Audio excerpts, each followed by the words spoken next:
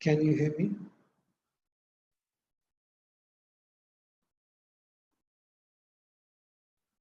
Please, anyone, can you hear me? Okay.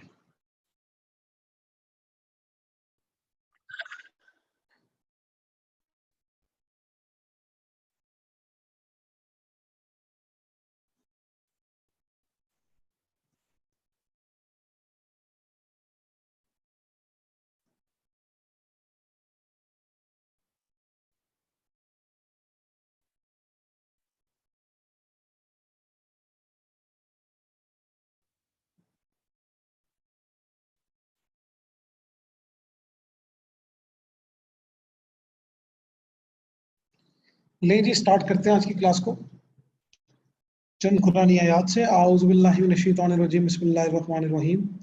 लीलाफि Quraish इलाफिहिम रिहलत शिताअ वस्सैफ फलियअबुदु रब्ब हाज़िल बैत अल्लज़ी अतअमहुम मिन जूइन व आमनहुम मिन खौफ। सदक़ल्लाहुल अज़ीम। अल्लाह हम सबको कुरान पढ़ने की, समझने की और अमल करने की तौफीक अता फरमाए।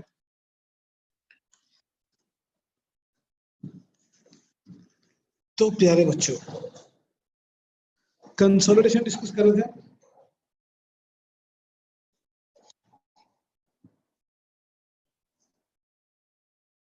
और कंसोलिडेशन में हमने फेयर वैल्यू की एडजस्टमेंट के कुछ रूल, 2 रूल लिखे थे, छोटी मोटी एग्जांपल हमने समझा था। आज इससे बात आगे बढ़ाएंगे। ठीक है बच्चों, कल तक की डिस्कशन में किसी का कोई क्वेश्चन हो, कुछ चीज आप डिस्कस करना चाहते हो तो प्लीज लेट मी नो।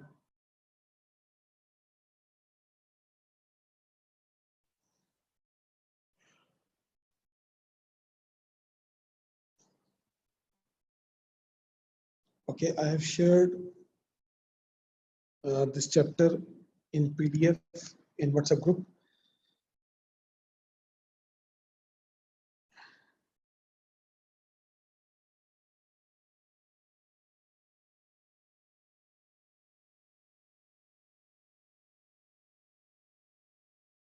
जी अब्दुल्ला अहमद, ये क्वेश्चन आप शायद व्हाट्सएप ग्रुप में भी कोई पूछ रहा था और आप यहाँ पे पूछ रहे हैं, तो सेम मैं रिपीट कर देता हूँ कि अगर फेयर वैल्यू बुक वैल्यू से कम है तो कॉलम 1 में तो माइनस हो रहा है, लेकिन कॉलम 2 में डेप्रिसिएशन का इफेक्ट क्यों लेंगे? क्योंकि हमारे मुताबिक एसेट की फेयर वैल्यू कम है, सब्सिडी ने ज्यादा रिकॉर्ड किया हुआ है, सब्सिडी ने रिकॉर्ड ज्यादा किया हुआ है तो डेप्रिसिएशन भी ज्यादा रिकॉर्ड की हुई है। तो डेप्रिसिएशन सब्सिडी ने ज्यादा रिकॉर्ड की हुई है, इसलिए रिवर्स कर रहे हैं। ठीक है, तो आप बस आसानी के तौर पे ये याद रखें कि एसेट की फेयर वैल्यू बुक वैल्यू से ज्यादा हो या कम हो, डेप्रिसिएशन का इफेक्ट आएगा। ठीक है अब्दुल्ला अहमद जी, ये जिनका फर्स्ट डे हो हमें क्लास के दौरान तंग ना किया करें, व्हाट्सएप पे हमें बता दिया करें, ऐड हो जाएंगे आप व्हाट्सएप में, लेकिन बाकी जो पिछले लेक्चर हैं वो आप जाके पोर्टल पे सुन लें।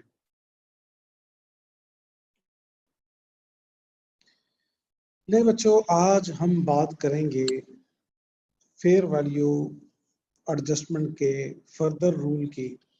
ये फेयर वैल्यू एडजस्टमेंट का कल हमने रूल लिखा, ये रूल था एट एक्विजिशन का।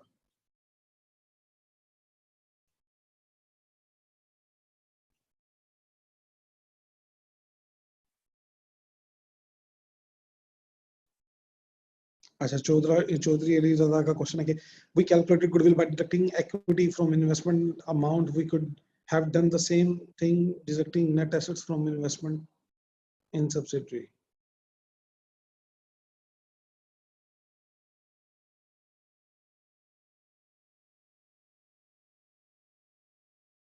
वाह चौधरी अली रजा, कमाल है, आई लव यू। मतलब क्या बात आपने की है। इक्विटी और नेट एसेट में फर्क क्या है? मैं तो घूम गया, पता नहीं कोई गुडविल कैलकुलेट करने का कोई और तरीका भी है। तो कहते हैं कि इक्विटी आप इन्वेस्टमेंट में से माइनस करते हैं, इक्विटी माइनस ना किया करें, नेट एसेट्स माइनस किया करें। भाई नेट एसेट्स और इक्विटी में फर्क ही क्या है? इक्विटी को तो ही नेट एसेट कहते हैं, नेट एसेट इक्विटी एक ही चीज के दो नाम है मेरे भैया। ठीक है, नहीं बच्चों, हमने कल ये जो रूल लिखे थे ना, ये है fair value adjustment at acquisition, Now we are going to discuss fair value adjustment after acquisition. अगर सब्सिडरी के एसेट्स को आफ्टर एक्विजिशन को रीवैल्यू किया जाए,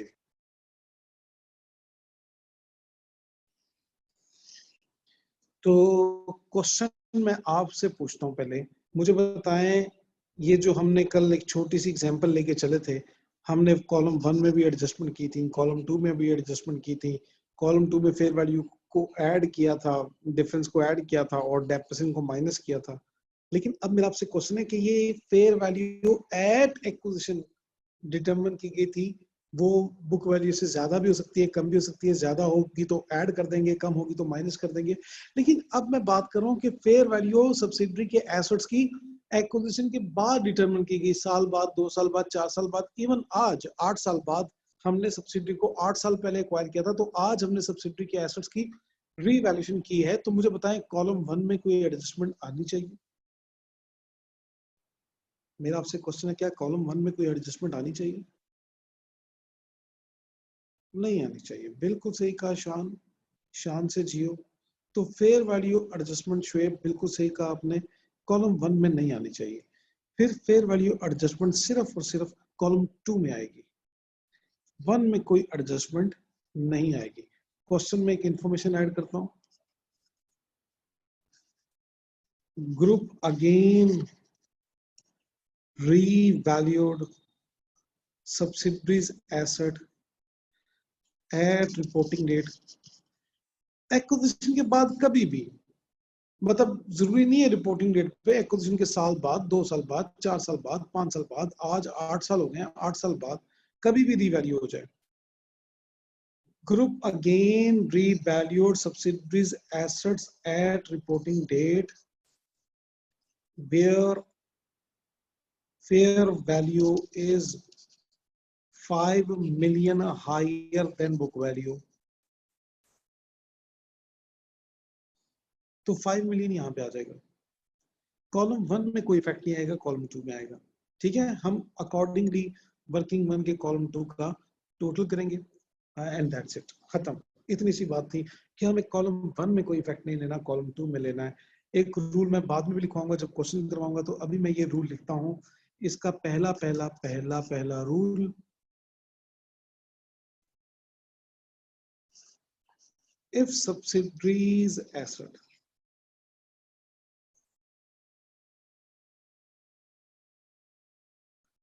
are revalued after acquisition,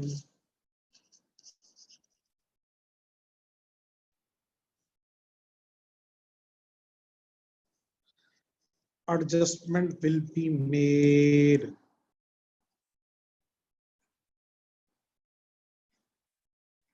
बच्चों। वैसे मैंने आपको जो व्हाट्सएप पे चैप्टर अभी सेंड किया है पीडीएफ फॉर्मेट के अंदर, उसके अंदर ये सारे रूल्स और क्वेश्चन लिखे होंगे।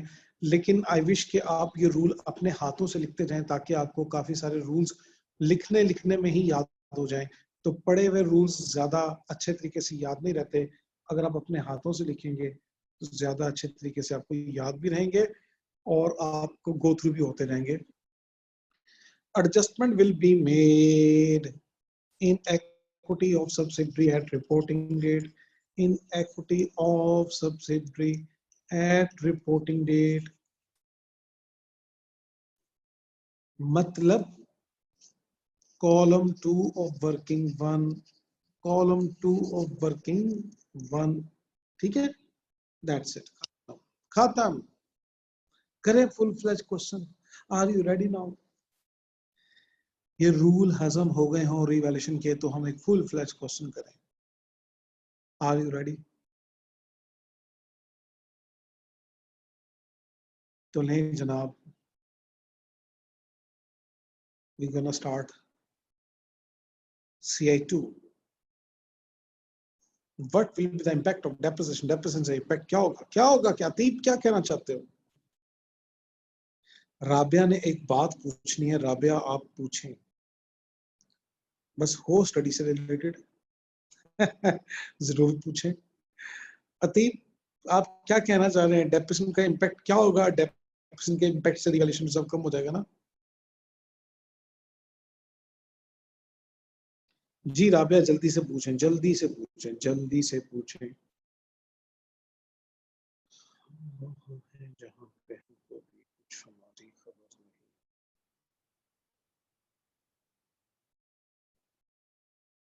जानता हूँ स्वाभाविकता तो सब, पर तबीयत इधर नहीं है।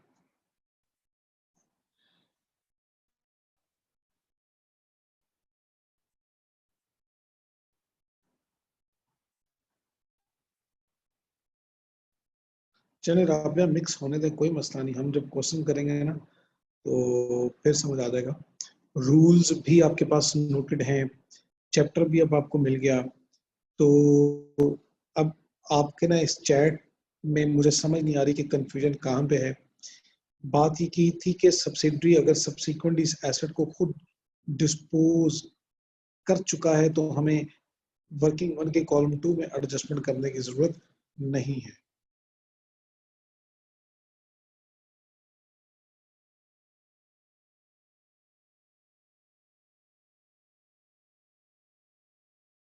जी जी, एक्विजिशन के बाद अगर सब्सिडरी ने सेल कर दिया तो हमें एडजस्टमेंट करने की जरूरत नहीं है। ओके, नाउ लिसन बच्चों, we are going to start CI2। CI, मैंने आपको बच्चों जो चैप्टर ईमेल किया है, सॉरी व्हाट्सएप किया है, वो यही चैप्टर है जो आपको भी स्क्रीन पे नजर आ रहा है। CI1 CI2 उसके अंदर मौजूद है। Let me tell you, CI का मतलब क्या होता है? Comprehensive illustration. मेरी बुक में 3 तरह के क्वेश्चन हैं, CIs, PQs and TQs। CIs बच्चों कंप्रिहेंसिव इलस्ट्रेशन है। मैंने कंप्रिहेंसिव इलस्ट्रेशन हर टॉपिक की इस तरह से डिजाइन की हुई है कि जब हम CI कर लेंगे तो हमें यह तसल्ली होगी हमारे टॉपिक की अंडरस्टैंडिंग मुकम्मल हो गई। मैं एक दफा फिर रिपीट करता हूं कि if I complete all CIs in any chapter, it means के वो चैप्टर की अंडरस्टैंडिंग कंप्लीट हो गई। उसके बाद मेरी बुक में मौजूद है PQs, प्रैक्टिस क्वेश्चन के नाम से। PQ, practice questions. ये प्रैक्टिस क्वेश्चन आप लोगों ने खुद करने हैं, इसके सॉल्यूशन भी मौजूद है। ये प्रैक्टिस क्वेश्चन आपने खुद करने हैं। तकरीबन 14 PQs मिलेंगे आपको कंसल्टेशन में, 6 या 7 CIs होंगे, 14 PQs हैं, तो इट इज टोटल 20। फिर इसके बाद आपको 7-8 मिलेंगे TQs, टेस्ट क्वेश्चन। वो टेस्ट क्वेश्चन आप खुद करेंगे और मुझे सबमिट करवाएंगे। जी अस्सलाम वालेकुम। नहीं, मेरी क्लास हो रही है मेरी। खैरियत? वो आप कर लें, देख लें, मैं इस वक्त क्लास में हूँ। ठीक है।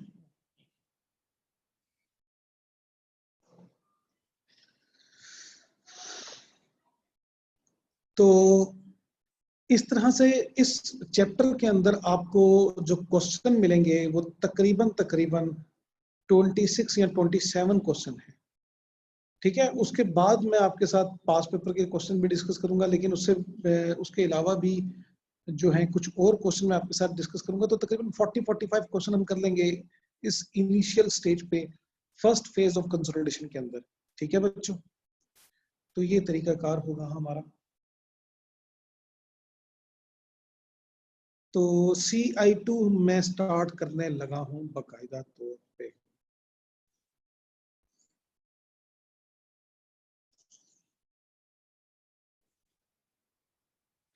CI2 पोलो एंड स्टिक दो कंपनीज हैं। इनका ईयर एंड 31 दिसंबर 2013 है। बैलेंस शीट के फेस पे नजर आ रहा है हमें। Then in relevant information we are told Pole Limited acquired 80% share of Stick Limited कब? 1 जनवरी 12 को। बच्चों गौर करें कितने ईयर बिफोर हमने इसको acquire किया था। How many year before we acquired this Stick company? It is 31st December 13 today and we acquired it 1st January 12. It means we acquired this subsidiary 2 years before. It is complete 2012 and 2013 complete.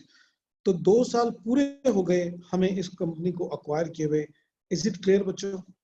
2 साल पहले हमने stick के 80% shares को acquire किया था और उसकी equity की डिटेल हमें बताई जा रही है कि उसका शेयर कैपिटल 500 था, शेयर प्रीमियम उसका 100 था, रिटेन अर्निंग 25 थी। तो इस इंफॉर्मेशन को देख के आपका क्या दिल करेगा कि हम वर्किंग वन स्टार्ट करें। वर्किंग वन स्टार्ट करेंगे इक्विटी ऑफ सब्सिडरी के नाम से। आप उस सब्सिडरी का नाम लिखना चाहें तो ज्यादा बेहतर है, इक्विटी ऑफ स्टिक। 2 कॉलम बनाते होते हैं हम, एक एट एक्विजिशन और एक एट रिपोर्टिंग। जी तमाम क्वेश्चन में बेसिक 4 वर्किंग जवाब सब सेम रहेंगे। बिल्कुल सही आपने समझा। पहली 4 वर्किंग मैंने बार बार रिपीट किया, हर क्वेश्चन में सेम रहेंगे। पहली वर्किंग होगी इक्विटी ऑफ सब्सिडरी। यही तो इसमें आसानी है कि आपको हर क्वेश्चन में एक ही तरह की वर्किंग करनी पड़ेगी, तो आपको ज्यादा मुश्किल नहीं होगी। 2-3 क्वेश्चन करने के बाद तो आपको लगेगा ला कंसोलिडेशन तो मसला ही कोई नहीं। हाँ हाँ, काश के ऐसा होता। अच्छा, share capital 500, retain share premium 100 और रिटेन अर्निंग 25। ये तो एक्विजिशन डेट की है 500, 100 और 25। बट टुडे, आज रिपोर्टिंग डेट पे बैलेंस शीट में नजर आ रहा है कि शेयर कैपिटल तो वही 500 है, शेयर प्रीमियम तो वही 100 है। तो इसका मतलब है उसने एडिशनल इंफॉर्मेशन में ये share capital, share premium acquisition date का जो बताया वो तकल्लुफन बताया। ना भी बताता तो हमें ये अंदाजा था कि जो आज शेयर कैपिटल है, जो आज शेयर प्रीमियम है, एक्विजिशन डेट पे भी वही होगा। तो 500 और 100 जो शेयर कैपिटल, शेयर प्रीमियम आज है, एक्विजिशन डेट पे भी यही होगा। तो साबित हो गया। लेकिन अगर वो ना भी देता इन्फॉर्मेशन तो हम ये पता चला लेते। लेकिन रीवैल्यूएशन रिजर्व इसका कोई नहीं है, 0 है। लेकिन रिटेन अर्निंग इसकी 300 है आज। आज रिटेन अर्निंग 300 है, शेयर कैपिटल वही 500 है, शेयर प्रीमियम वही 100 है।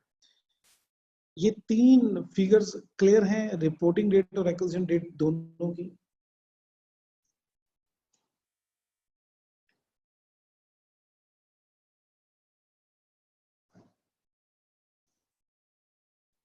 जी माशाल्लाह से बच्चों को कंसोलिडेशन समझ आ रही है।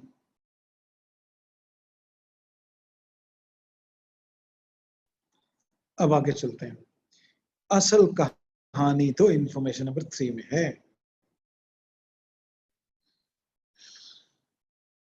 इंफॉर्मेशन नंबर 2 में लिखा हुआ है कि group depreciate its assets including intangibles at 10% on reducing balance method. 10% reducing balance method. Okay बच्चों, अब ये जो हम इंफॉर्मेशन नंबर 3 पढ़ने लगे हैं, ये वही सारी बातें वो हैं जो कल से हम पढ़ रहे हैं कि fair value adjustment at acquisition हो, fair value adjustment after acquisition हो तो क्या होगा, सब्सिडरी ने सब्सिक्वेंटली एसेट को सेल कर दिया हो तो क्या होगा, सब्सिडरी ने खुद से रीवैल्यू कर लिया हो तो क्या होगा। ये सारी बातें इसमें कवर हो जाएंगी।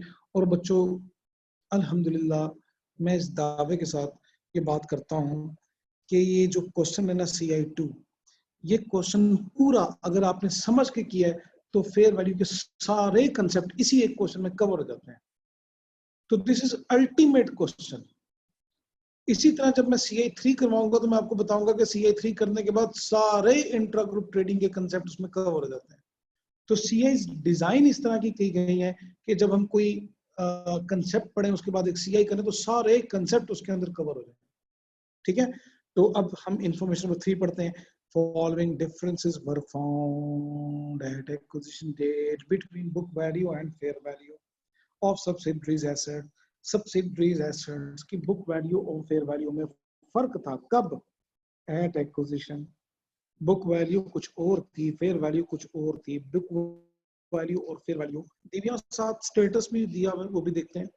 लैंड की बुक वैल्यू 200 थी, फेयर वैल्यू 250 थी। कब? At acquisition. इसका मतलब है fair value was 50 million higher than book value. Fair value was 50 million higher than book value. और साथ स्टेटस में क्या लिखा हुआ है? Still unrecorded. ये बात ना भी लिखी होती तो हम एज्यूम कर लेते कि सब्सिडरी के पास ये लैंड आज भी है और सब्सिडरी ने इस लैंड को आज तक रीवैल्यू नहीं किया। ये 2 बातें याद है कल वाली, कि सब्सिडरी के पास ये एसेट आज भी है और सब्सिडरी ने इस एसेट को आज तक रीवैल्यू नहीं किया। लेकिन यहाँ पे बात स्टेटस के अंदर लिख दी गई स्टिल अनरिकॉर्डेड, कि अभी तक इसने इसको रिकॉर्ड नहीं किया। Now what I need to do, 200 land की बुक वैल्यू थी और फेयर वैल्यू 250 है, तो क्या करूं मैं, 50 फेयर वैल्यू एडजस्टमेंट के कॉलम में मैं फेयर वैल्यू एडजस्टमेंट के नाम से ऐड कर दूंगा कॉलम नंबर 1 में। अब चूंकि फेयर वैल्यू एडजस्टमेंट काफी ज्यादा है तो एक हेडिंग दे दी मैंने फेयर वैल्यू एडजस्टमेंट की, लैंड की फेयर वैल्यू 50 मिलियन ज्यादा है।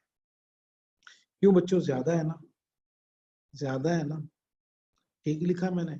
दोबारा देखने किसी को शक हो तो, बुक वैल्यू 200 है, फेयर वैल्यू 250 है, तो fair value is higher than book value by 50 million, तो एडजस्टमेंट तो 50 मिलियन की होगी ना बच्चों। हाँ ठीक है, जवाब समझ आ गई आपको, नाइला को भी समझ आ गई, बाकियों को एज्यूम है कि समझ आ गई। आगे अब ये 50 हमने कॉलम 1 में एडजस्ट किया, क्या कॉलम 2 में भी करेंगे? यस करेंगे। कोई डेप्रिसिएशन का इफेक्ट आएगा? नहीं, लैंड के ऊपर डेप्रिसिएशन नहीं होती, लैंड के ऊपर डेप्रिसिएशन नहीं होती, बिल्डिंग के ऊपर होगी। हाँ,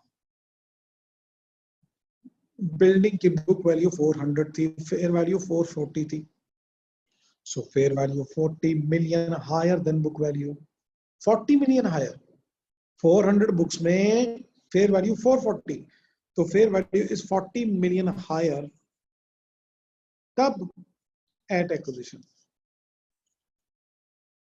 40 मिलियन हायर।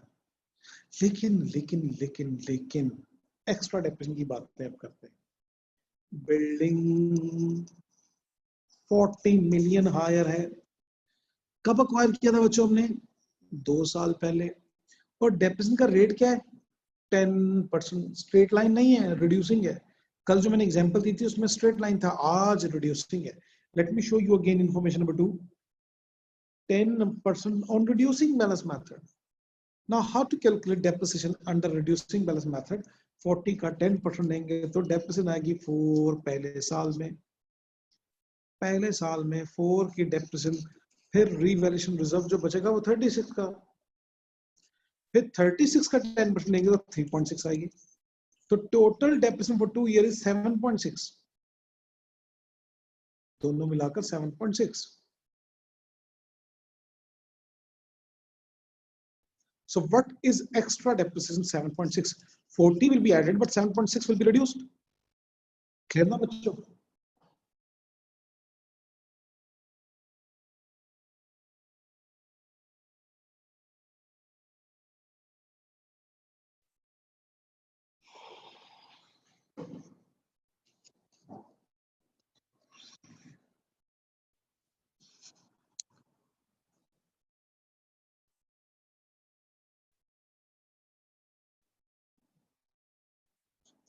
और ठीक है, जवाब तो देते हैं, समझ आ गया ना 7.6 सबको।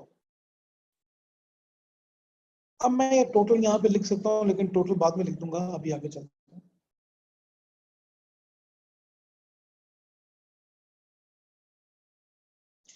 बच्चों अगर बिल्डिंग के सामने देखें ना, तो बिल्डिंग के सामने भी उसने ये लिखा हुआ स्टिल अनरिकॉर्डेड।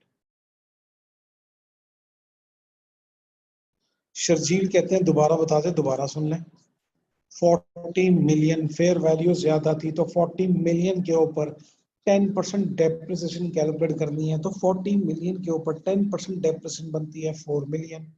अगर बच्चों ये स्ट्रेट लाइन होता, स्ट्रेट लाइन होता, तो स्ट्रेट लाइन में हर साल की डेप्रिसिएशन सेम होती है। पहले साल की डेप्रिसिएशन 4 है तो अगले साल की डेप्रिसिएशन भी 4 होती। लेकिन ये तो है रिड्यूसिंग बैलेंस मेथड में डेप्रिसिएशन हर साल की सेम नहीं होती। पहले साल की डेप्रिसिएशन ज्यादा होगी तो दूसरे साल की डेप्रिसिएशन कम होगी, एंड सो ऑन, ये कम होती चली जाएगी फ्यूचर में। तो पहले साल की डेप्रिसिएशन अगर 4 है तो अगले साल की डेप्रिसिएशन 3.6 होगी। How come 3.6? 40 का 10% आया 4, 40 में से 4 माइनस हुआ तो रिवैल्यूएशन रिजर्व रिमेनिंग 36 है, 36 रिवैल्यूएशन रिजर्व है। 36 का 10% अगले साल जो डेप्रिसिएट होगा वो 3.6 होगा। जी बच्चों क्लियर? जिसने पूछा था कि दोबारा रिपीट कर दें, मसला हल हो गया उसका?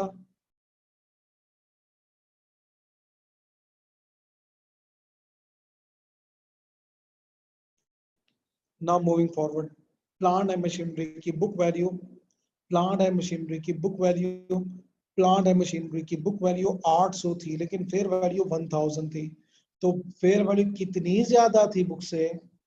200। स्टिल अनरिकॉर्डेड, ये भी अभी तक रिकॉर्ड नहीं हुई, तो कर लेते हैं।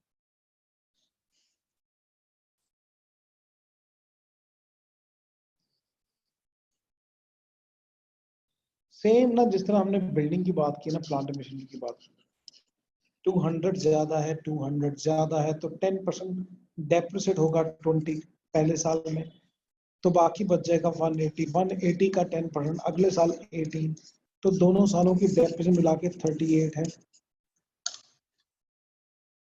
अगर तो स्ट्रेट लाइन होता तो डेप्रिसिएशन 200 का 10% 20 होती पहले साल में, दूसरे साल में भी 20 होती।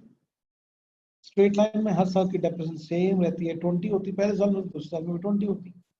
लेकिन रिड्यूसिंग में अगर पहले साल की 20 है तो अगले साल की कम होगी, 18 होगी, तो total depreciation for 2 year is 38। Clear? Clear?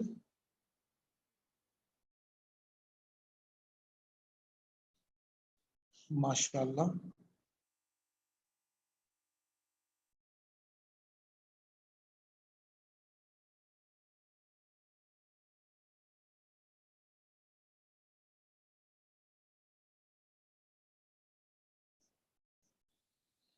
To 100 में से 18 माइनस कर दें तो बाकी बचता है 182। सॉरी 38 माइनस करना था, 38, माय फॉल्ट।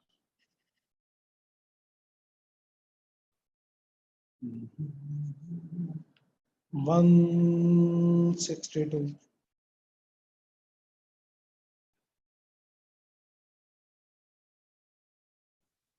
आगे चलते हैं। आगे बच्चों एक इंटेंजिबल है जिसका नाम है ट्रेडमार्क, उसकी बुक में ये इंटेंजिबल नहीं, उसकी बुक में ये इंटेंजिबल नहीं।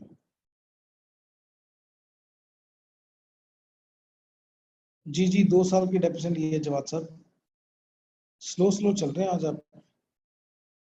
2 साल की डेप्रिसिएशन हमने ली है, 2 साल हो गए ना कंपनी को एक्वायर किए हुए।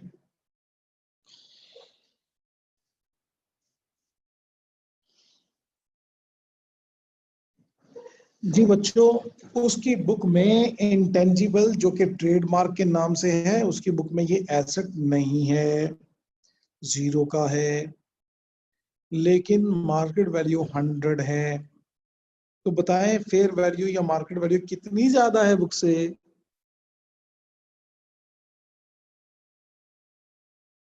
100 ही ज्यादा है। बुक वैल्यू जो 0 हुई ना, तो फेयर वैल्यू 100 है, तो फेयर वैल्यू बुक वैल्यू से कितनी ज्यादा है? 100। अरे वाह, आप सबको 100 में से 0 माइनस करना आता है, वाह वाह, ग्रेट, क्या बात है आप लोगों की। तो 100 की एडजस्टमेंट है, ये 100 की एडजस्टमेंट हम करेंगे, हम कॉलम 1 में। लेकिन what about extra depreciation? Trademark 100 के ऊपर 10%, 10 हुई, दूसरे साल में 90 का 10%, 9 होगी, तो टोटल डेप्रिसिएशन इज 19। तो 100 ऐड करना है तो 19 माइनस भी करना है, 81 आएगा। ठीक है, चलें आगे चलते हैं। अच्छा बच्चों, एमी एमी मुझे इतना ख्याल आया, आईएएस 38 का कंसेप्ट आपसे पूछा जाऊं, उससे पता जाऊं आगे कि ये जो ट्रेडमार्क है, ये बुक वैल्यू इसकी 0 क्यों आ रही होगी? सोचें सोचें सोचें। सही जवाब देने वाले को मैं दुआएं दूंगा। इलेक्ट्रा, सही जवाब के ऊपर इलेक्ट्रा। ट्रेडमार्क उसकी बुक में 0 क्यों है? उसकी बुक में ट्रेडमार्क नहीं। अरे वाह, मोहम्मद सलीम, रियली इंप्रेसिव, बिल्कुल सही जवाब है। इंटरनली जनरेटेड ट्रेडमार्क सब्सिडरी को रिकॉर्ड करने की इजाजत नहीं है। सब्सिडरी क्या, किसी भी कंपनी को internally generated trademark, internally generated goodwill, internally generated customers list, internally generated brand record करने की इजाजत नहीं है किसी भी कंपनी को। सब्सिडरी के ऊपर ये लाजमी था कि वो इस ट्रेडमार्क को रिकॉर्ड ना करे। नई जैन तारीख मोहम्मद सलीम ने बजा फरमाया। मोहम्मद सलीम का जवाब ठीक है। लिसन अगेन बच्चों, IS 38 इजाजत नहीं देता इंटरनली जनरेटेड 4 एसेट्स को रिकॉर्ड करने की: goodwill, brand, trademark, customers list. अब हसनैन इससे ज्यादा क्या रिपीट करूं? I repeat it again. 4 intangible अगर इंटरनली जनरेट किए हों तो उसको रिकॉर्ड करने की इजाजत नहीं है। एक ट्रेडमार्क है, एक ब्रांड है, एक गुडविल है, एक कस्टमर्स लिस्ट है। कोई भी कंपनी अगर ये एसेट खुद से जनरेट करे, इंटरनली जनरेट करे, तो वो उसको रिकॉर्ड नहीं कर सकती। हाँ, अगर परचेज किए हों तो रिकॉर्ड कर सकते हैं। परचेज की हुई कस्टमर लिस्ट, परचेज किया हुआ ट्रेडमार्क, परचेज किया हुआ ब्रांड, परचेज की हुई गुडविल रिकॉर्ड की जा सकती हैं, लेकिन इंटरनली जनरेटेड ये चीजें रिकॉर्ड नहीं की जाती। फिर अब क्यों रिकॉर्ड कर रहे हैं कंसोलिडेटेड फाइनेंशियल स्टेटमेंट बनाते वक्त? क्योंकि पेरेंट की नजर से देखें तो ये इंटरनली जनरेटेड नहीं है। हाय हाय, क्या बात है।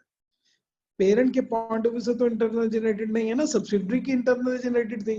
पेरेंट तो इसको परचेज कर रहा है, सब्सिडरी को, तो सब्सिडरी को परचेज कर रहा है, तो सब्सिडरी के सारे एसेट परचेज कर रहा है। तो पेरेंट की नजर से देखें तो ये ट्रेडमार्क अब इंटरनली जनरेटेड नहीं रहा। तो पेरेंट अब वो एसेट भी रिकॉर्ड कर लेगा जो सब्सिडरी ने रिकॉर्ड नहीं किए हुए थे। सब्सिडरी के पास ये एसेट थे लेकिन सब्सिडरी ने रिकॉर्ड नहीं किए हुए थे, तो पेरेंट अब हर किस्म के एसेट को रिकॉर्ड कर लेगा फेयर वैल्यू के हिसाब से, चाहे सब्सिडरी ने वो रिकॉर्ड किए हुए थे या नहीं किए हुए थे। You got it? ये बात सबको समझ आई? अब IS 38 वो IS है जो आपने पहले पढ़ा हुआ है पिछली अकाउंटिंग में, वो अकाउंटिंग जो आपको भूल चुकी है, वही अकाउंटिंग। ठीक है बच्चों, आगे चलते हैं। इंफॉर्मेशन नंबर 3 में गौर करें। उसकी बुक में एक R&D है, रिसर्च एंड डेवलपमेंट है, वो भी एक इंटेंजिबल एसेट है। सब्सिडरी की बुक में ये एसेट 250 का है। बच्चों रिस्पॉन्स दिया करें जब मैं आपसे कोई चीज पूछूं, मुझे बताया करें समझ आई कि नहीं आई। सब्सिडरी की बुक्स में ये R&D 250 मिलियन का है। हमारी बुक में ये एसेट्स, सॉरी, हमारे मुताबिक फेयर वैल्यू इसकी 0 है। जीरो। तो फेयर वैल्यू बुक वैल्यू से कितनी ज्यादा है या कितनी कम है? फेयर वैल्यू बुक वैल्यू से 250 कम है। जबरदस्त नाइलान दिलीप, आपने, आपकी कैलकुलेशन बहुत अच्छी है। 250 में से 0 माइनस करें तो 250 आएगा। चौधरी अली रजा की कैलकुलेशन देख लें, 250 में से 0 माइनस किया तो उनका 200 आया। चौधरी अली रजा, 50 कहाँ मोर्टेज की बातें हो रही हैं? हमने तो मोर्टेज की बात ही नहीं की। हमने तो अमोर्टाइज की बात नहीं की। स्टेटस के अंदर जो लिखा हुआ है वो बाद की बातें हैं। तो 250 fair value is less than book value. अब बच्चों देखिए, मैं 250 लिखने तो लगा हूं, लेकिन क्या करूं, माइनस 250 माइनस लिखूंगा मैं, क्योंकि फेयर वैल्यू बुक वैल्यू से कम है। तो 250 माइनस, ठीक है बच्चों। स्टिल अनरिकॉर्डेड, ये रिवैल्यूएशन अभी तक के सब्सिडरी ने रिकॉर्ड नहीं की, लेकिन सब्सिडरी ने इस एसेट को 2 सालों में अमोर्टाइज किया थोड़ा थोड़ा। कितना? उसने 50 का अमोर्टाइज कर दिया। यानी कि आज सब्सिडरी की बुक्स में ये R&D कितने का होगा? 200 का। कितने का होगा आज? आज आज कितने का होगा? 200 का। एट एक्विजिशन तो 250 का ही था, लेकिन आज ये एसेट सब्सिडरी की बुक्स में कितने का है?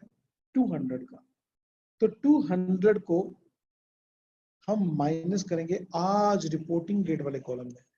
ये आज का कॉलम है, रिपोर्टिंग डेट मीन आज, जिस दिन हम बैलेंस शीट बना रहे हैं, तो आज 200 माइनस करेंगे।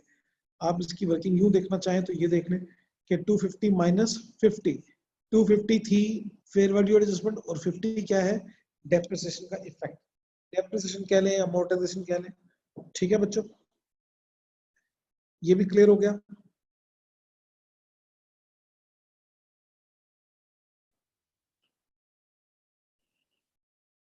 क्लियर हो गया।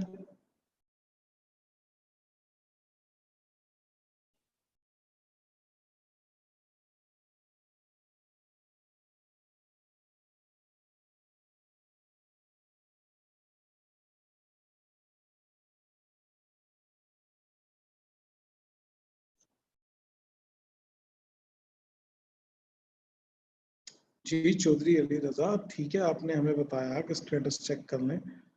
हमने कभी कभी फेसबुक का स्टेटस चेक नहीं किया। चले R&D का बता दें। अतीब रिसर्च एंड डेवलपमेंट को कहते हैं R&D।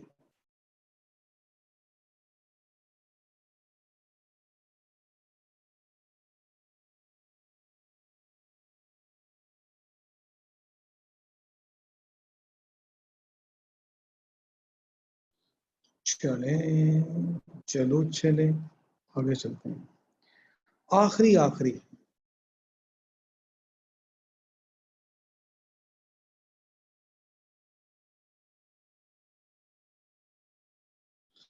अब्दुल्ला अहमद, 50 गिवन है ना, इसलिए बिल्कुल सही कहा आपने।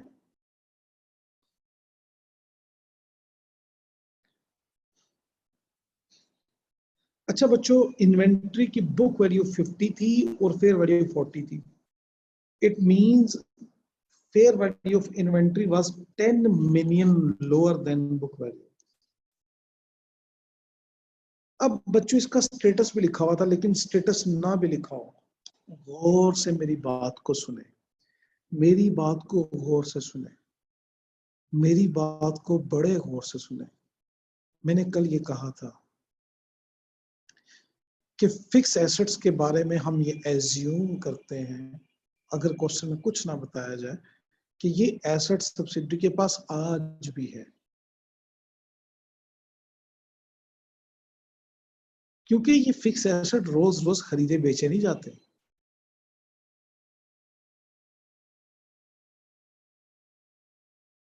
ठीक है, लेकिन बच्चों ये तो इन्वेंट्री है, और इन्वेंट्री तो होती ही बेचने के लिए है, और इन्वेंट्री किसी भी बिजनेस में 2-2 साल पड़ी थोड़ी रहती है। ये तो आज खरीदी कल बेच दी। तो इसका स्टेटस ना भी लिखा होता ना बच्चों इन्वेंट्री का, तो हम ये एज्यूम करते, फिक्स एसेट से बिल्कुल उलट एज्यूम करते हैं कि ये इन्वेंट्री अब सब्सिडी के पास नहीं होगी, उस वक्त थी, आज तो नहीं है। 2 साल हो गए अखबार किए, सब्सिडी के पास ये इन्वेंट्री अब कहां से होगी, अब तो बिक गई होगी, महीने 2 महीने में बिक गई होगी। तो इन्वेंट्री तो जल्द चंद दिनों में बिक जाती है। तो स्टेटस ना भी बताया जाता है बच्चों, मैं ये एज्यूम करता ये इन्वेंट्री सब्सिडी के पास आज नहीं है, तो मैं सेकंड कॉलम में कोई भी एडजस्टमेंट ना करता। इन्वेंट्री के बारे में बात हो रही है।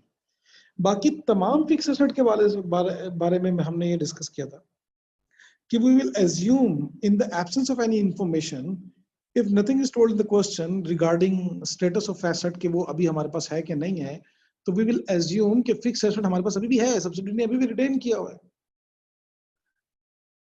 But if we talk about inventory, तो we will assume that inventory is sold subsequently. और इन्वेंट्री अगर सब्सिक्वेंटली सेल हो गई है, तो क्या कॉलम 2 में हमें एडजस्टमेंट करने की जरूरत है? नहीं, ना रहेगी इन्वेंट्री, ना होगी एंट्री। क्या बात है ना? जब इन्वेंट्री ही नहीं रही तो एंट्री क्यों पास करें, एडजस्टमेंट क्यों करें? कोई एडजस्टमेंट नहीं होगी। तो अब देखिए यही लिखा हुआ था, सोल्ड सब्सिक्वेंटली। मैं ये कह रहा हूँ, ये बात ना भी लिखी जाती तब भी हम यही एज्यूम करते कि ये इन्वेंट्री सब्सिक्वेंटली सेल हो गई है। क्लियर? क्लियर? क्लियर? बोलें जल्दी। चलें, ठीक है, माशाल्लाह जी, बच्चों को समझ आनी शुरू हो गई।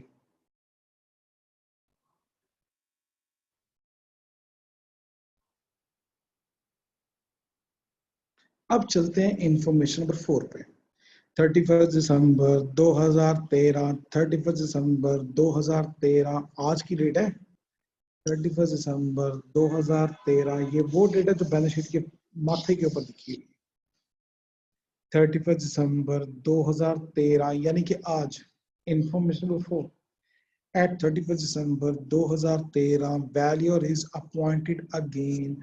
हमने वैल्यूअर को दोबारा बुलाया और कहा दोबारा लैंड और बिल्डिंग को रिवैल्यू कर दो, और किसी चीज को नहीं, बस दो चीजों को रिवैल्यू कर दो। उसने कहा लैंड 310 की और बिल्डिंग 400। मेरा पहला क्वेश्चन है कि क्या एडजस्टमेंट पहले कॉलम में होगी या सिर्फ दूसरे कॉलम में होगी या दोनों कॉलम में होगी?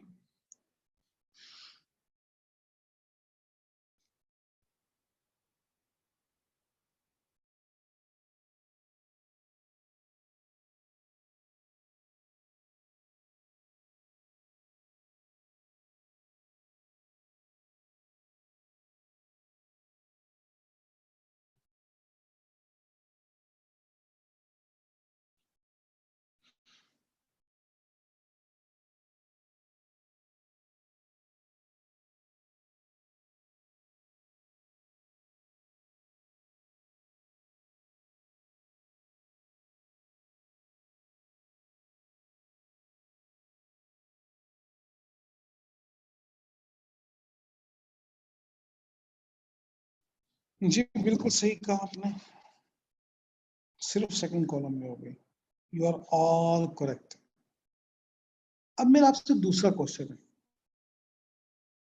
ये क्वेश्चन उससे भी ज्यादा इंपॉर्टेंट है कि लैंड की कितनी एडजस्टमेंट होगी। सिर्फ लैंड की, बिल्डिंग की बात बाद में करते हैं। लैंड की कितनी एडजस्टमेंट करूं बच्चों, ये बता दें।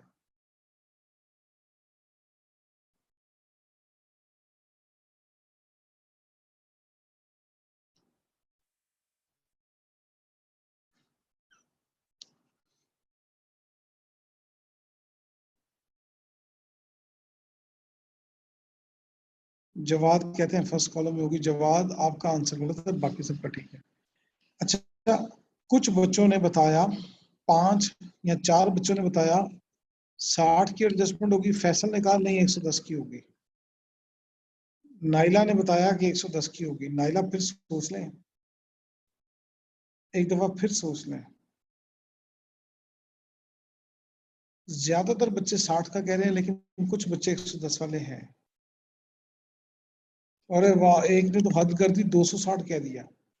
आहद जुबैर ने 260 कह दिया, शायद टाइपिंग मिस्टेक ना हो। अब्दुल्ला अहमद ने कहा 110 की। अतीब ने कहा 110 की। क्या बात है, शान रफीक ने बहुत प्यार से समझाया बाकी बच्चों को कि देखिए 50 तो ऑलरेडी रिकॉर्ड हो गया हुआ है।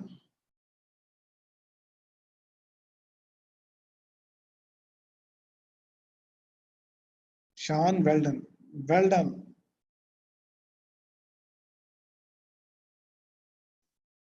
वेल डन शान, यू आर ग्रेट। शान, मजाक कर रहा हूं मैं। जी, शान का आंसर ठीक था। तो सुने बच्चों, हमारी बुक में लैंड ऑलरेडी 250 की हो चुकी। 50 की एडजस्टमेंट हमने कर ली, उसने नहीं की थी, लेकिन हमने तो कर ली ना। हमने तो अपना वर्किंग करते हुए कर ली 50 की एडजस्टमेंट। नहीं यकीन तो दिखाऊं, ये की हुई है 50 की एडजस्टमेंट। तो ये 50 की जब मैंने एडजस्टमेंट कर ली हुई है एट रिपोर्टिंग डेट वाले कॉलम में, तो लैंड 200 की तो नहीं है ना मेरी बुक्स में, अब 250 की है। तो 250 वर्सेस 310, 60 की एडजस्टमेंट होगी। देखें 250 की लैंड हो चुकी है, अब मैं इसको कंपेयर कर रहा हूँ 310 से। तो 60 की एडजस्टमेंट और होगी। 50 की पहले हो चुकी, 60 की अब होगी। तो असल में हम ये कहना चाहते हैं कि कॉलम 2 में एडजस्टमेंट होनी है 110 की। तो 110 वाले हजरात गलत थे इनफैक्ट। अब आप कहेंगे नहीं जी हमने तो 110 ही बताया था, 50 की पहले हो चुकी, you need to adjust 60 further only. तो 50 और पिछला 50 मिलाकर 60, उसमें 60 मिलाकर 110 बनता है। खाली 110 की एडजस्टमेंट अगर आप कहेंगे तो मैं उसको गलत ही कहूंगा। ठीक है बच्चों,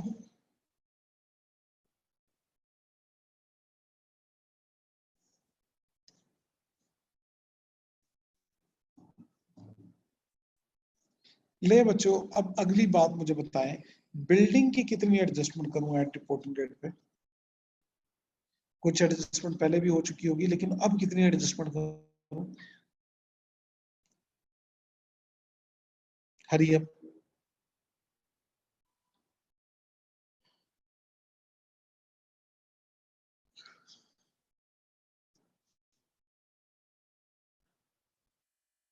शुएब ने कहा कोई नहीं, नाइला ने कहा 40 की, अरसल ने कहा -40 की, चौधरी अली रजा ने कहा -40 की।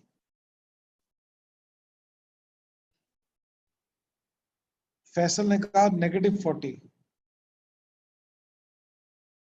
अली रजा ने कहा -40। तो -40 की बहुत सारी शहादतें हैं, लेकिन अतीब कुछ और कह रहे हैं।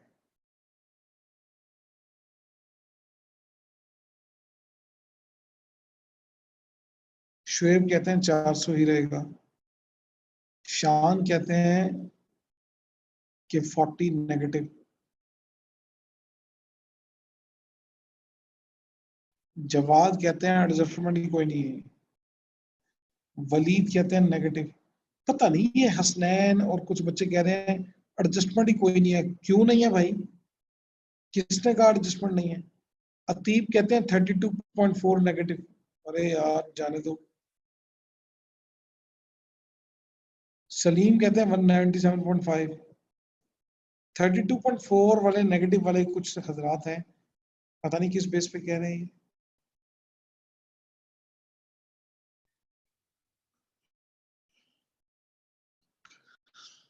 चलें, अब now you see me, now you see me. हाँ शान रफीक, डेप्रेशन इम्पैक्ट सब बच्चे भूल गए। बच्चे भूल ही गए कि बिल्डिंग डेप्रिसिएट भी होती है। जी शर्जील बिल्कुल सही फरमा रहे हैं आप। तो बच्चों बिल्डिंग ना 400 से हुई थी 440 की, लेट मी शो यू, 440 की। शर्जील आपकी वर्किंग थोड़ी गलत हो गई। 440 वाली बिल्डिंग 10% जब डेप्रिसिएट हुई तो 44 की डेप्रिसिएट हुई, तो फिर ये रह गई 396 पे। और 10% जब डेप्रिसिएट हुई तो 39.6 हुई। तो शर्जील आपका कंसेप्ट ठीक है, लेकिन अमाउंट गलत हो गई आपकी।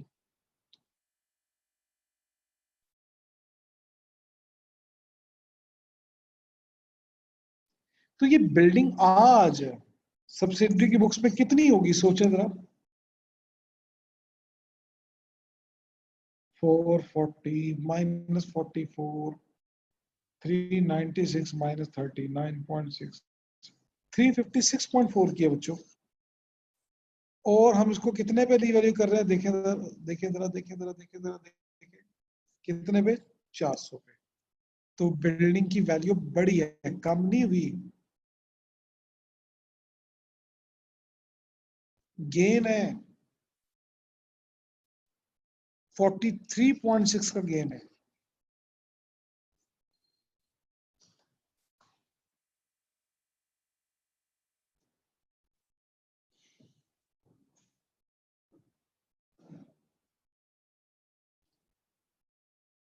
शान रफीक क्या कह रहे हो, 4 से नहीं, 43.6 प्लस ऐड होगा वर्किंग के कॉलम 2 में। ये 43.6 सबको क्लियर हुआ? ये तो बड़ी बेसिक सी बात थी, आप समझ नहीं पाए। बिल्डिंग 440 की हो चुकी, फिर इसके ऊपर 2 साल की डेप्रिसिएशन होने के बाद 356 की बच गई। जी शान रफीक 2013 में चेक करेंगे हम, बिल्कुल सही कहा आपने। लेकिन ये लास्ट टाइम रिवैल्यू कब हुई थी? At acquisition. एट एक्विजिशन का मतलब 2 साल पहले। एक्विजिशन हुई थी 2 साल पहले, 1 जनवरी 12 में। तो 4:40 की हो चुकी कब? 1 जनवरी 12 को। तो 2 साल डेपोजिट होगी ना, 2012 में भी और 2013 में शान रफीक।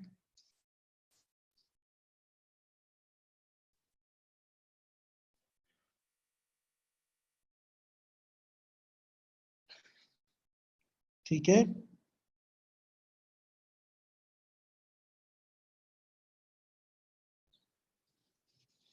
जी सलीम 43.6 रिवैल्यूएशन गेन है। अब मैं आपको दिखा देता हूं वर्किंग वन। तो 40 में ये डेप्रिसिएशन का इफेक्ट हमने माइनस किया था। अब 43.6 ऐड कर, तो टोटल करें क्या आता है? 40 माइनस 7.6 प्लस 43.6, तो 76 ऐड होगा बच्चों। 76 ऐड होगा। अब हम वर्किंग वन का टोटल कर सकते हैं।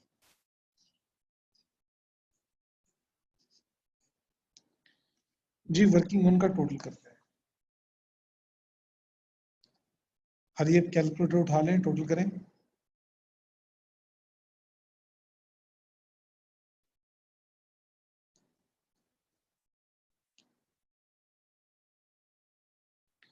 $755।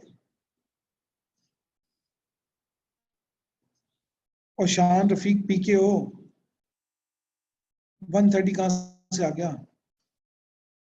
भूल गए शेयर कैपिटल, शेयर प्रीमियम भी कोई चीज थी।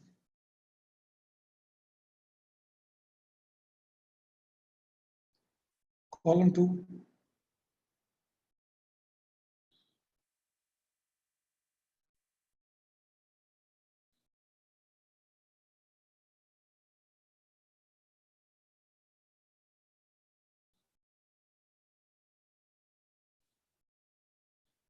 One one two nine.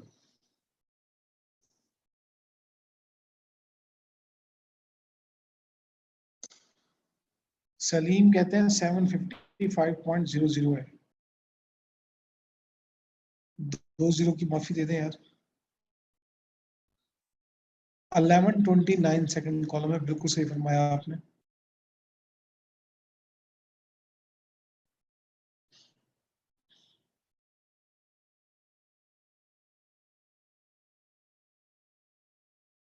Inventory का नेगेटिव कॉलम 2 में क्यों नहीं आया? क्योंकि इन्वेंट्री सब्सिक्वेंटली सेल हो गई है।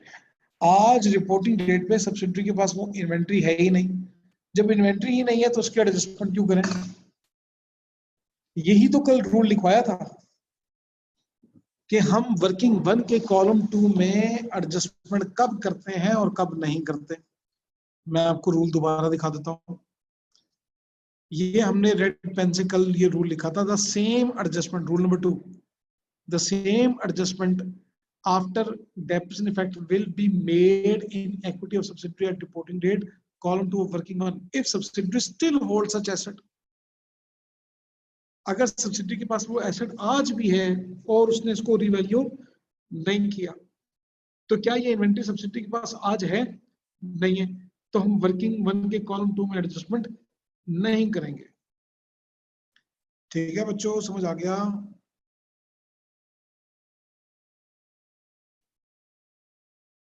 बच्चों अब बताएं, अब आपको एक बात, चले ये वर्किंग वन तो समझ आई, लेकिन एक बड़ी काम की बात आपको एक और पता चली। तो पता क्या, कि जब वर्किंग वन गलत होती है ना, तो पूरा क्वेश्चन गलत हो जाता है।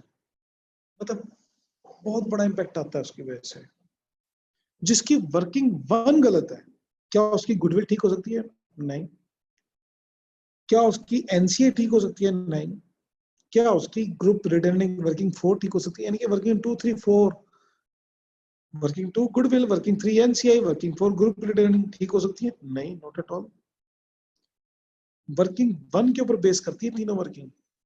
तो अब हमें ये पता चलेगा कि वर्किंग वन कितनी इंपॉर्टेंट है। वर्किंग वन अगर गलत है ना, तो आपका इसका इम्पैक्ट काफी आगे तक जाएगा।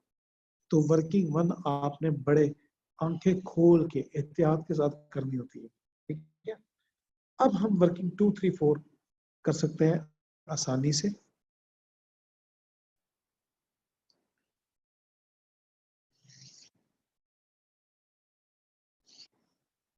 Working two here, working two किस चीज की?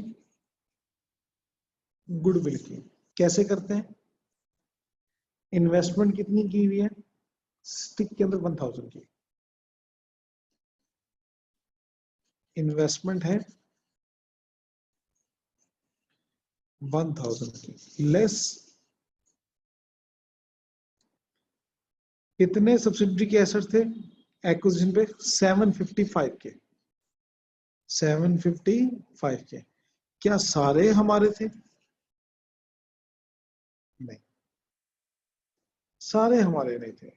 हम कितने परसेंट के मालिक थे? 80% के मालिक।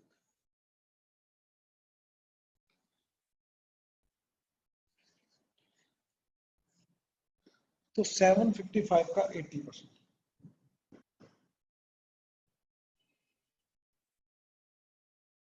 604। It means we paid 396 as goodwill. ये थी वर्किंग नंबर 2। अब आते हैं वर्किंग 3 पे। वर्किंग 3 किस चीज की करते होते हैं हम? एनसीआई की। और एनसीआई कैसे कैलकुलेट करते हैं? वर्किंग 1 का कॉलम 2 1129, बस इसी को हम 20% से मल्टीप्लाई कर देंगे। 20% कहां से आया? हम 80% के मालिक है तो माइनॉरिटी कितनी होगी? 20%। हमारे पास अगर 80% शेयर है तो माइनॉरिटी के पास कितने होंगे? 20%। 225.8।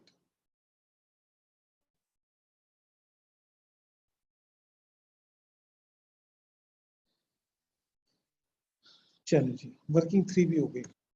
Now working 4।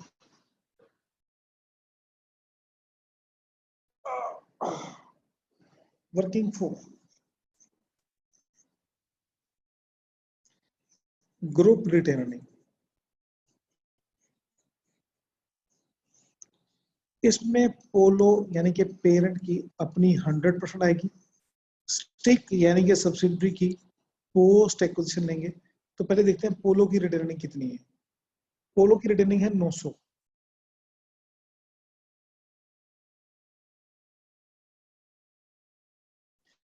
बच्चों जादू दिखाओ आपको, एक जादू, एक जादू देखें जरा। आपको पहले 2 क्वेश्चन करते वक्त CI1 और एक एग्जाम्पल करते वक्त मैंने आपको बताया था कि आप पोस्ट एक्विजिशन प्रॉफिट कैलकुलेट करना चाहते हैं ना, तो चाहे रिटेन अर्निंग का डिफरेंस ले लें, चाहे टोटल का डिफरेंस ले लें, आंसर सेम आएगा। कहा था मैंने, ये कहा था कि नहीं कहा था? तो फिर मैंने कहा था कि प्रेफरेबली मैं रिकमेंड करूंगा कि आपको टोटल में से टोटल माइनस करना चाहिए। तो आज आपको वो बात याद आएगी। मैंने कहा था कि रिटेन अर्निंग का डिफरेंस ना लिया करें, टोटल का डिफरेंस लिया करें। आई रिकमेंड के टोटल का डिफरेंस लिया करें, कहा था ना ये भी। तो आज अगर 300 में से 25 माइनस करें तो प्रॉफिट नजर आता है 275। लेकिन टोटल में से टोटल माइनस करें तो बात कुछ हो रहा है।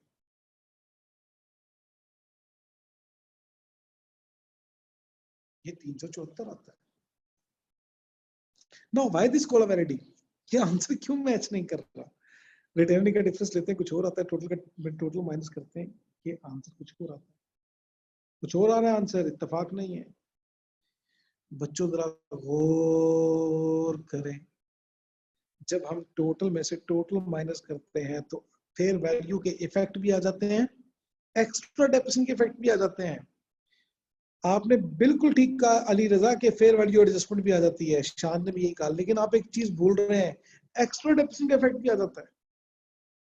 तो फिर हम कभी भी रिटेनिंग में से रिटेनिंग माइनस नहीं करेंगे। हम क्या लेंगे? हम टोटल में से टोटल माइनस करेंगे। तो टोटल में से टोटल माइनस करते हैं 1129 माइनस 755। 1129 माइनस 755 क्या 80%?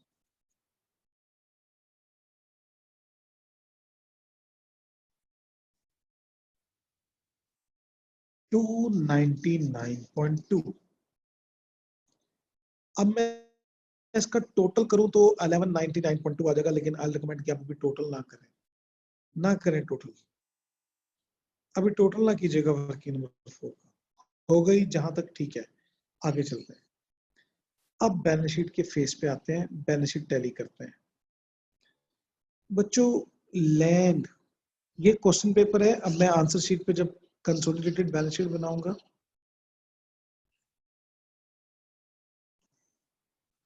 तो कैसे बनाऊंगा, लैंड कितने की लिखूंगा, ब्रैकेट में लिखूंगा 1500 और 200।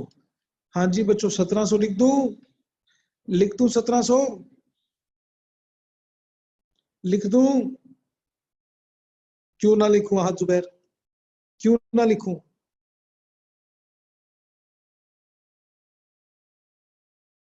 नाइला कहती है 1300 लिखे। 1300 क्यों लिखे जी, वजह बताएं। ये क्या बात कर दिया आपने, 1300 लिखे।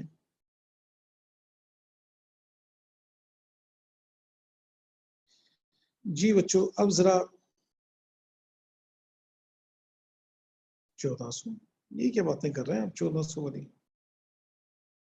सुने बच्चों, जब आप एसेट को रीवैल्यू करते हैं तो रीवैल्यूएशन रिजर्व क्रेडिट करते हैं, तो क्या एसेट को डेबिट नहीं करेंगे। रीवैल्यूएशन रिजर्व क्रेडिट होता है तो एसेट डेबिट होता है। तो देखें एसेट की रिवैल्यूएशन कितनी है, जरा लैंड की रिवैल्यूएशन देखें, 50 की है कि 110 की है। कौन सा इफेक्ट लूं, 50 का लूं कि 110 का।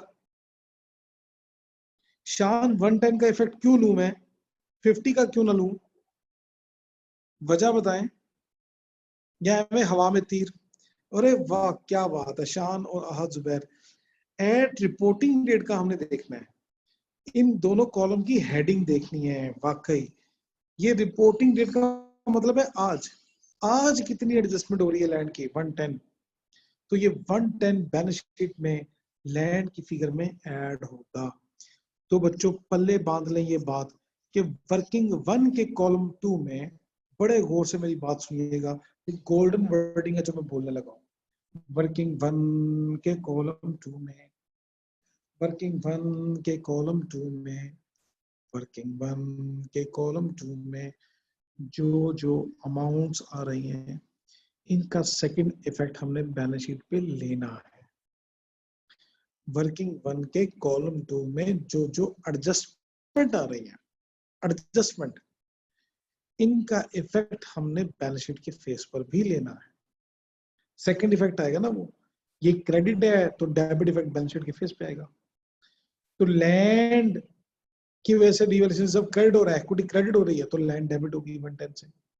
बिल्डिंग को देखें, बिल्डिंग की वजह से रिवैल्यूएशन रिजर्व 76 का क्रेडिट हो रहा है, तो बिल्डिंग 76 से डेबिट होगी आज रिपोर्टिंग डेट पे। तो बिल्डिंग की वैल्यू में क्या लिखूंगा, 1000 प्लस 324 प्लस 76। ठीक है, तो लैंड और बिल्डिंग की अमाउंट देखें, 1500, 200, 110, 1810 land, building 1000 plus 324 plus 76, 1400। Same plant and machinery पे चलते हैं आगे, 2000 प्लस 648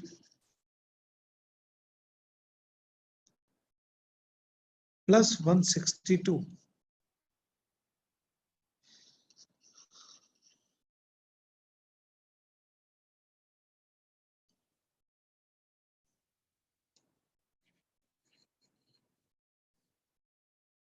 इंटेंजिबल्स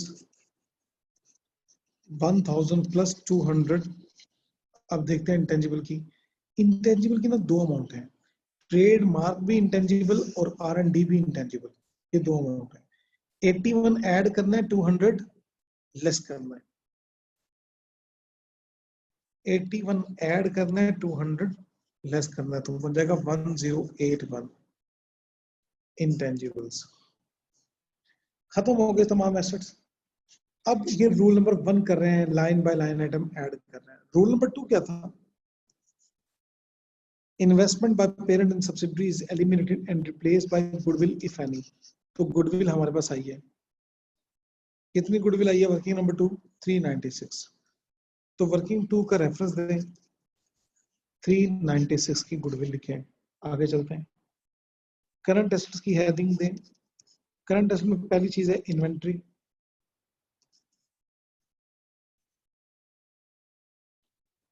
550 प्लस 278 और इन्वेंट्री की एडजस्टमेंट है। इन्वेंट्री की एडजस्टमेंट एक्विजिशन के कॉलम में थी, रिपोर्टिंग डेट के कॉलम में कोई एडजस्टमेंट नहीं है, जीरो। तो कोई एडजस्टमेंट नहीं है, सिंपली ऐड हो जाएंगे। 8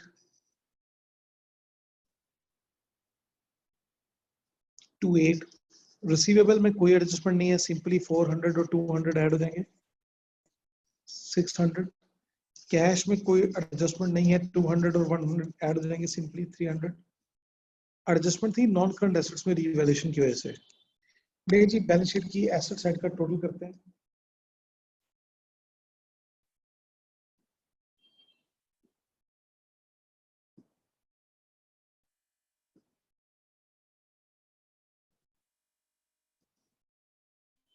नाइन टू टू 5 चेक कर लें, मेरा टोटल ठीक है, 9225 ठीक है।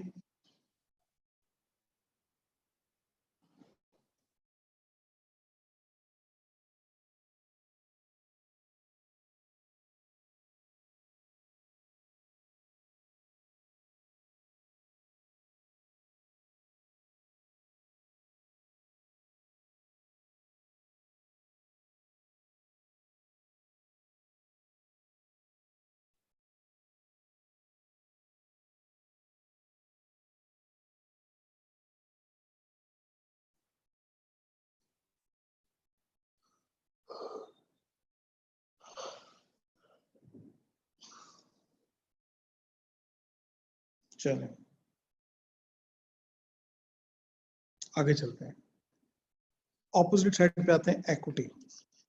इक्विटी में हमने रूल नंबर 3 पढ़ा था कि शेयर कैपिटल सिर्फ पेरेंट का, शेयर प्रीमियम सिर्फ पेरेंट का।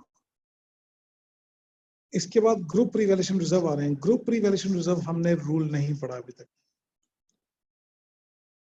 ग्रुप रिटेनिंग का रूल पढ़ा है हमने, वर्किंग नंबर 4, लेकिन उसका टोटल नहीं किया था हमने। चलिए बाद में देखते हैं। एनसीए की बात करते हैं। एनसीए हम लिखते हैं वर्किंग नंबर 3 से।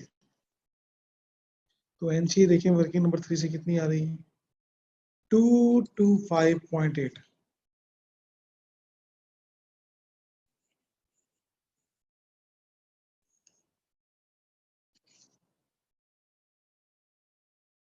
इक्विटी का टोटल आ जाएगा। फिर इसके हम नीचे लिखेंगे नॉन करंट लायबिलिटी, उसमें बैंक लोन अलग लिखेंगे, 3000 और प्लस 0। सब्सिडी का कोई लोन नहीं है, वो 0 हो गया। डिबेंचर को लोन में ऐड नहीं कर सकते, लाइन बाय लाइन आइटम का मतलब था कि सिमिलर नेचर के आइटम ऐड करेंगे। तो 0 प्लस 400 डिबेंचर भी 400 के हो गए। तो इस तरह से अगर किसी कंपनी का कोई एसेट नहीं है या लायबिलिटी नहीं है तो उसको 0 एज्यूम करेंगे, और 0 एज्यूम करने का मतलब है उसको ऐड नहीं करेंगे। करंट लायबिलिटी पे आता है, क्रेडिटर और एक्रूड एक्सपेंसेस। क्रेडिटर हैं 1000 और 500, 1500। एक्रूड एक्सपेंसेस हैं 250 और 150। ले जी, बैलेंस शीट कंप्लीट हो गई सवाए ग्रुप रिटर्निंग और ग्रुप रिवैल्यूएशन रिजर्व के।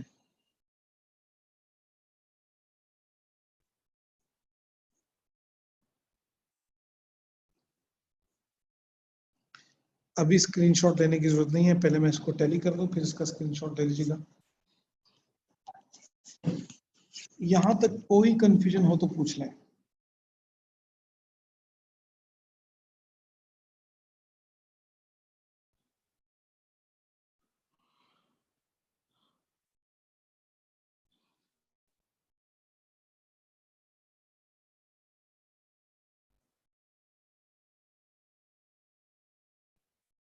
ठीक है बच्चों।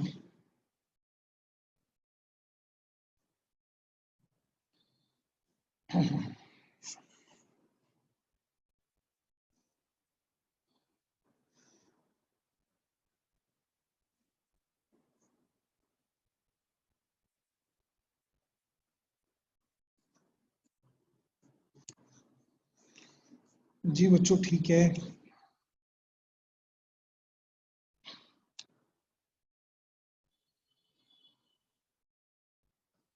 अच्छा बच्चों, रिटेन अर्निंग का रूल मैंने आपको जब लिखवाया था ना, मैंने एक एग्जांपल ये दी थी कि मैं आज आपके बिजनेस का पार्टनर बनाऊं, आज के बाद आप जो कमाएंगे ना उसमें मेरा हिस्सा होगा, लेकिन आज से पहले जो कमाया ना उसमें मेरा कोई हिस्सा नहीं है। तो रिटेन अर्निंग का हमने रूल भी ये लिखा था, group rate earning to be appeared in consolidated statement of financial position will be total of 100% of parent plus holding percentage multiplied post acquisition profit। Subsidy को अक्वायर करने के बाद सब्सिडी की जो प्रॉफिट हुआ है उसमें हमारा हिस्सा है।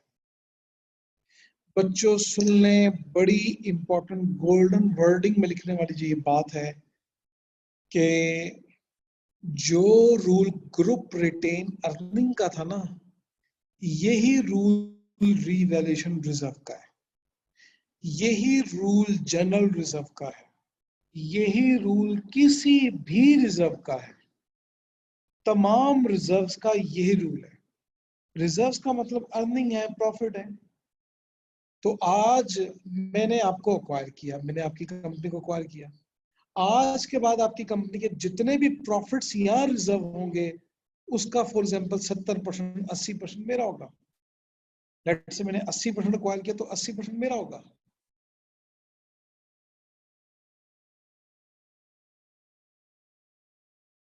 ठीक हो गया? तो यही रूल है रिवैल्यूएशन रिजर्व का। अब मैं सेकंड रूल लिखने लगा हूं यहाँ पे, fair value adjustment after acquisition. बच्चों जब आफ्टर एक्विजिशन सब्सिडी के एसेट को रिवैल्यू किया जाएगा तो इसका मतलब है एक्विजिशन के बाद, after acquisition, post acquisition subsidy को एसेट की रिवैल्यूएशन में भी प्रॉफिट हो रहा है, इनकम हो रही है, उस इनकम में भी हमारा हिस्सा। तो कंसेप्ट आएगा group revaluation reserve.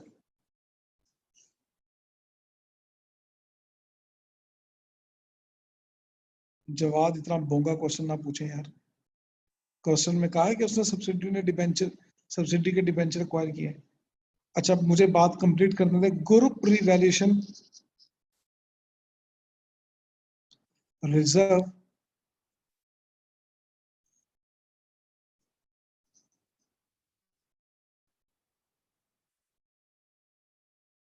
To be reported in CSFP। CSFP का मतलब consolidated statement of financial position. Same wording लिखूंगा रिटेन अर्निंग वाली, will be the total of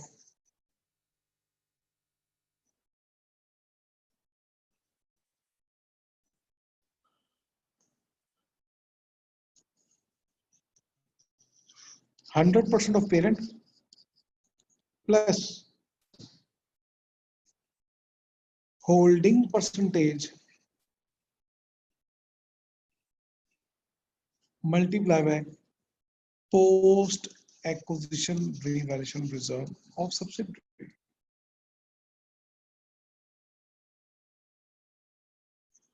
बच्चों इस वर्डिंग की, इस रूल की वर्डिंग को देख लें और कंसेप्ट को समझ लें। कोई मसला हो तो बोल दें, समझ आ गया तब भी बोल दें।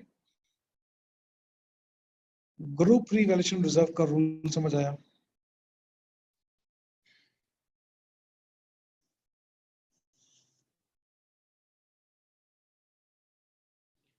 अली रिजर्व को समझ आ गया? और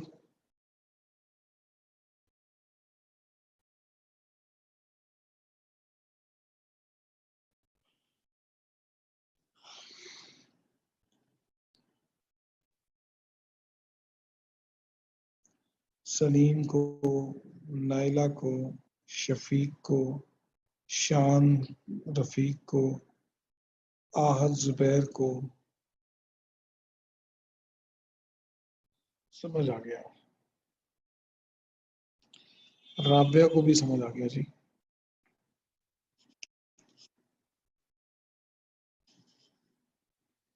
जैन तारिक को भी समझ आ गया, अरसल को भी आ गया। चलें फिर आगे चलते हैं।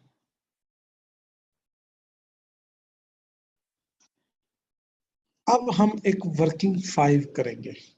जिस तरह वर्किंग 4 की थी ग्रुप रिटेनिंग के लिए, तो वर्किंग 5 करेंगे। बच्चों पहली 4 वर्किंग ना बिल्कुल आपने ना रट्टा लगा लेना है कि यही इसी तरीके से होंगी। लेकिन वर्किंग 5 जो मैं कर रहा हूँ ग्रुप रिवैल्यूएशन रिजर्व की, ये हर क्वेश्चन में हो जरूरी नहीं है।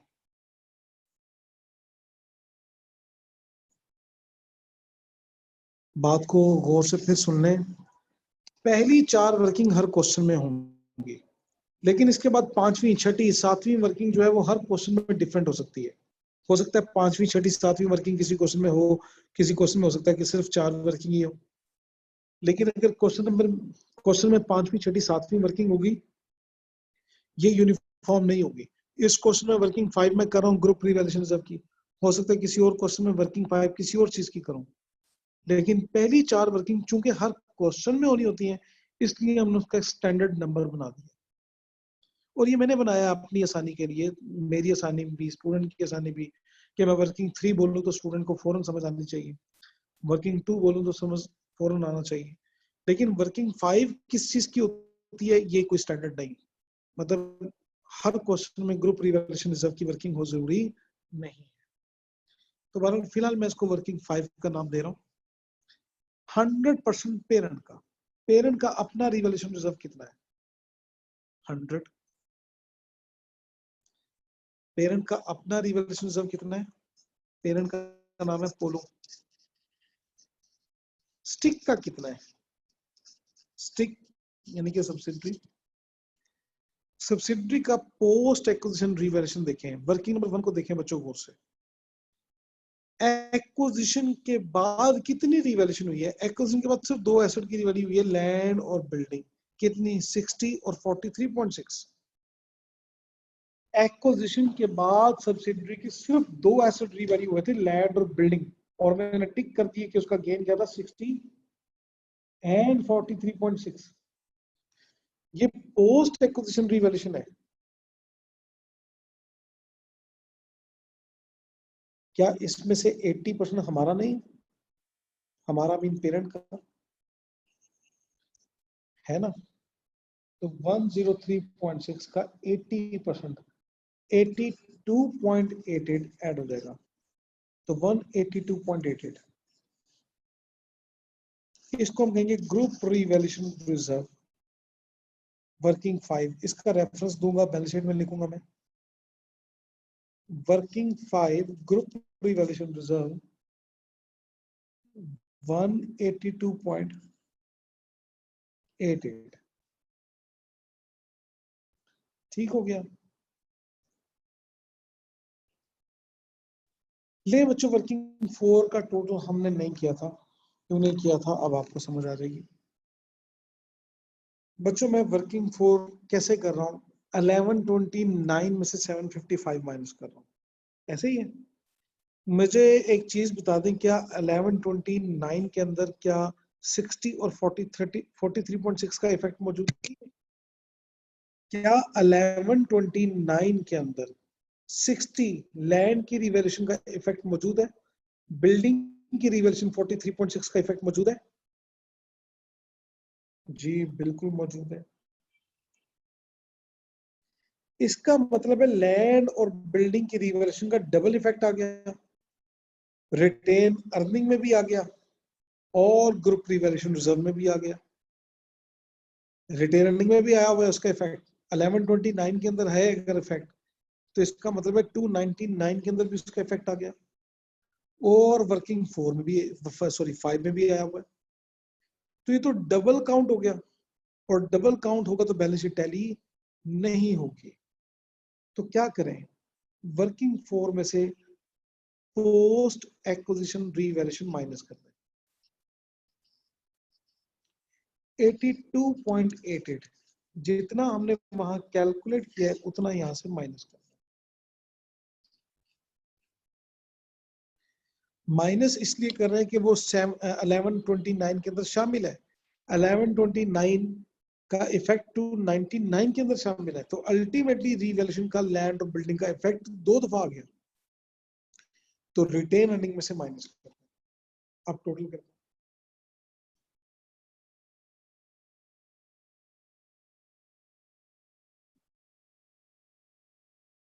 1116.32 1116.2 सॉरी। तो वर्किंग 4 का रेफरेंस दिया 1116.32 ले जी। इक्विटी का टोटल करते हैं।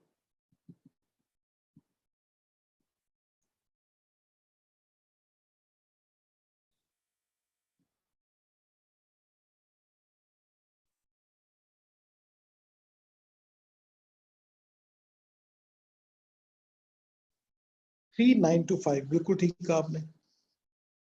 इसमें लायबिलिटी भी शामिल करते हैं।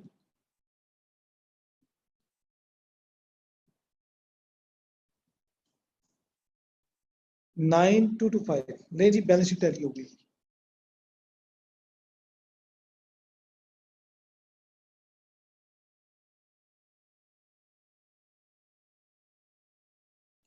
बैलेंस शीट टैली होगी। अब स्क्रीनशॉट लेना है तो ले लें वर्किंग के साथ।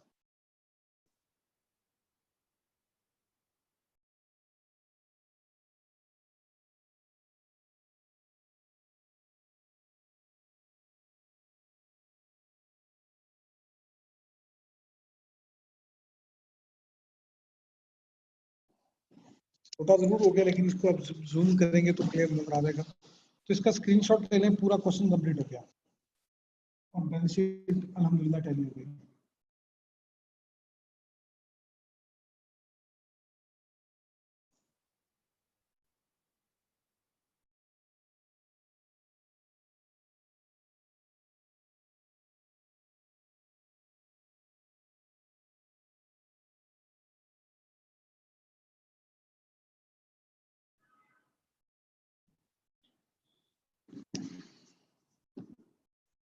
जी बच्चों, किसी का कोई क्वेश्चन? किसी का कोई क्वेश्चन?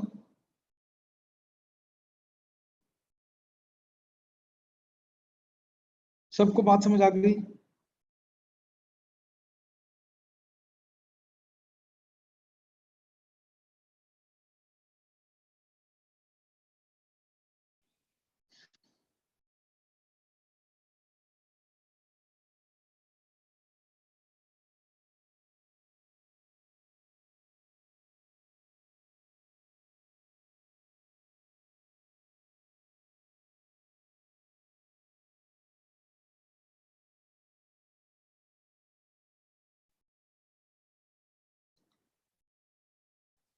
होम असाइनमेंट कोई नहीं है। आप इसी क्वेश्चन CI2 को दोबारा कर लें। इसी क्वेश्चन को दोबारा कर लें। और कुछ बच्चे कह रहे हैं कि वर्किंग 5 की समझ नहीं आई, तो दोबारा सुन लें वर्किंग 5। बच्चों, ग्रुप रिटेन अर्निंग का जो कंसेप्ट है ना, same concept group revaluation reserve का। मतलब ये एक ग्रुप रिटेनिंग का कंसेप्ट ये होता है कि पेरेंट की अपनी रिटेनिंग मुकम्मल आती है, लेकिन सब्सिडरी की रिटेनिंग में पोस्ट एक्विजिशन प्रॉफिट का होल्डिंग परसेंटेज से मल्टीप्लाई करके हम अपने प्रॉफिट में ऐड करते हैं। तो सेम यही कंसेप्ट ग्रुप रिवैल्यूएशन रिजर्व का है कि पेरेंट का अपना रिवैल्यूएशन रिजर्व 100 तो आएगा ही, लेकिन स्टिक का यानी कि सब्सिडरी का पोस्ट एक्विजिशन रिवैल्यूएशन कितनी हुई थी? 60 लैंड की और 43.6 बिल्डिंग की। ये दो रिवैल्यूएशन ऐसी हैं लैंड और बिल्डिंग की जो एक्विजिशन के बाद हुई थी। इनके ऊपर 60 का गेन और 43.6 का गेन था। ओवरऑल 103.6 का गेन था। इसमें से 80% पेरेंट का है, तो पेरेंट के ग्रुप रिवैल्यूएशन रिजर्व में ये शो होगा। तो पेरेंट का ग्रुप रिवैल्यूएशन रिजर्व हुआ 182.88। ठीक हो गया। लेकिन एक प्रॉब्लम है कि जो 60 और 43.6 रिवैल्यूएशन गेन है वो इस वर्किंग 1 के कॉलम 2 में ऑलरेडी शामिल है। 60 और 43.6 तो 1129 के अंदर शामिल है, और जब 1129 के अंदर शामिल हो गए तो वर्किंग 4 जब की और स्टिक का जब प्रॉफिट कैलकुलेट किया 299, वो कैसे किया था 1129 माइनस 755, तो 1129 के अंदर भी रिवैल्यूएशन का वो प्रॉफिट शामिल है, रिवैल्यूएशन का गेन। तो रिवैल्यूएशन गेन तो 2 दफा आ गया, वर्किंग 4 में भी और 5 में भी, इसलिए हम वर्किंग 4 से माइनस कर देंगे ताकि ये सिर्फ एक दफा डबल काउंट ना हो जाए। ठीक है, तो बच्चों को समझ आ गया जिन्होंने पूछा था, शर्जील, अली, अहमद रजा या अली रजा, पता नहीं क्या नाम था। हाँ, अली रजा को समझ आ गया, शर्जील को समझ आ गया।